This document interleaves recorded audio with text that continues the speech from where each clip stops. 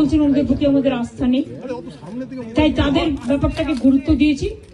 But এটাও ঠিক, আমি কিন্তু ডিএমই কে বা ডিএইচএস কে আমরা কাউকে অসম্মান করিনি, কিন্তু ওদের বিরুদ্ধে যেহেতু চিকিৎসকদের ক্ষোভ আছে এবং তাই ওদের দাবি মেনে নিয়ে আমরা বলেছি এই দুজনকে সরানোর সিদ্ধান্ত আমরা নিয়েছি।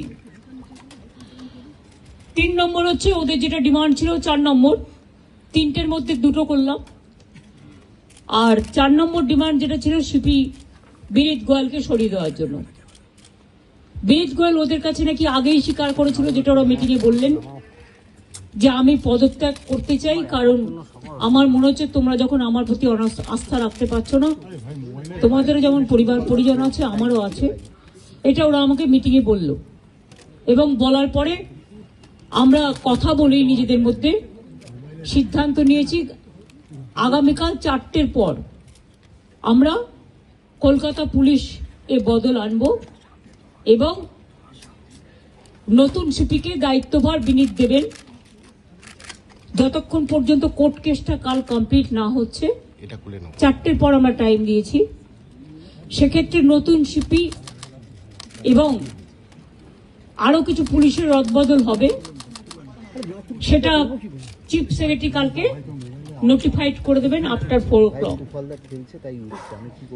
এবং বিনীত যেখানে কাজ করতে চেয়েছে সেখানেই তাকে দেয়া হয়েছে।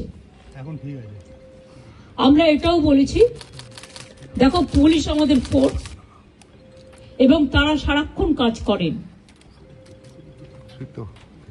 তাদের দিকটাও আমাদের দেখা উচিত। যাই হোক, সব কথা তো আর মিনিটসে লেখা যায় না, কিন্তু ওরা চেয়েছে বলেই বিনীত ওদের কথাটা মেনে নিয়ে আমাদের রেসপন্স করেছেন, জানিয়েছেন। তাই তিনি হয়তো সিপি থাকবেন না যতক্ষণ পর্যন্ত নোটিফিকেশনটা না হচ্ছে, নতুন সিপি আসবেন। আপনাদের সকলের সহযোগিতা কামনা করছি। অর্থাৎ 4টে পয়েন্টের মধ্যে 3টে পয়েন্ট আমরা কিন্তু মেনে নিয়েছি।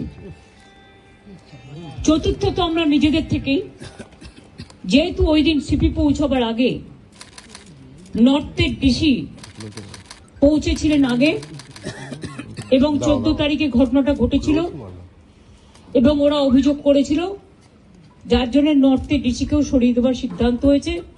ওখানে কাকে দায়িত্ব দেওয়া হবে সেটা কালকে ডিসাইড হবে। বলো, আজকে মাননীয় মুখ্যমন্ত্রীর সাথে ওয়েস্ট বেঙ্গল জুনিয়র ডক্টরস ফ্রন্টের যে বৈঠক ছিল, নানান টালবাহানার পর এই বৈঠক সম্পন্ন হয়। আমরা এই বৈঠকে ওয়েস্ট বেঙ্গল জুনিয়র ডক্টরস ফ্রন্টের রিপ্রেজেন্টেটিভ ছিলাম। এই জায়গা থেকে মাননীয় মুখ্যমন্ত্রী কিছু সুনির্দিষ্ট প্রশ্ন আমাদের কাছে রাখেন। 5 দফা দাবি নিয়ে আমরা ডিটেলস, আমাদের যে দাবি, কেন আমরা এই দাবি করছি সেই দাবি নিয়ে বিস্তারিত আলোচনা করি। আমাদের দাবি কেন ন্যায়সঙ্গত সেই জায়গাগুলো আমরা পরিষ্কারভাবে রাখি। রাখার পর তিনি মনে করেন ডিএমই, ডিএসএইচ এবং সিপি স্যারকে তিনি ট্রান্সফার করবেন। আমরা মনে করি তিনি যে এই মৌখিক প্রতিশ্রুতি দিয়েছেন, মিনিটসের মাধ্যমে যে প্রতিশ্রুতি দিয়েছেন, এই প্রতিশ্রুতি যদি বাস্তবায়িত হয় তাহলে আমরা হয়তো বলতে পারি আলোচনা কিছুটা সদার্থক। তারপরেও বলতে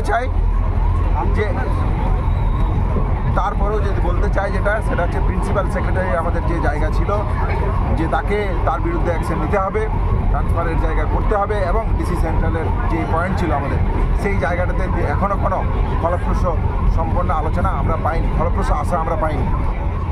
রিগার্ডিং সেফটি সিকিউরিটি এবং বিভিন্ন কলেজে আরটি এবং স্টুডেন্ট ইউনিয়ন তৈরি করার যে প্রসঙ্গ, এই প্রসঙ্গ নিয়েও আমরা আলোচনা করি। উনি একটা ন্যাশনাল টাস্ক ফোর্স গঠনের কথা বলেন চিফ সেক্রেটারিকে হেড করে। আমরা তাদের ডিসএগ্রি করলেও আমরা বলেছি এই নিয়ে আমরা আলোচনায় বসতে রাজি, যদি আমাদের সেফটি সিকিউরিটি মেজার সম্পর্কে যাবতীয় যা পদক্ষেপ, সেই পদক্ষেপ নিয়ে আমরা ডিটেলস ডিসকাশনে রাজি আছি। এই অবধি আজকের আলোচনা হয়েছে। বাকি ঘটনামঞ্চ থেকে আমরা ডিটেলস ডিসকাশন আমরা করব। হ্যাঁ, কিন্তু এই পাশাপাশি এই কথাটা বলে রাখতে চাই, আমাদের আন্দোলন স্বাস্থ্য ভবনের সামনে যেরকম আমাদের অবস্থান বিক্ষোভ চলছে এবং আমরা যে কর্মবিরতিতে আছি, আমরা আমাদের কলেজের সমস্ত ছাত্রছাত্রীরা, নার্সিং, মেডিকেল পড়ুরা যারা এই আন্দোলনের সাথে সরাসরিভাবে যুক্ত, তাদের সাথে সম্পূর্ণরূপে আলোচনা করার পর আন্দোলনের এবং আমাদের কর্মবিরতির গতি প্রকৃতি সম্পর্কে সুনির্দিষ্ট সিদ্ধান্ত নেব। এটাও আমরা মাননীয় মুখ্যমন্ত্রীকে জানিয়েছি।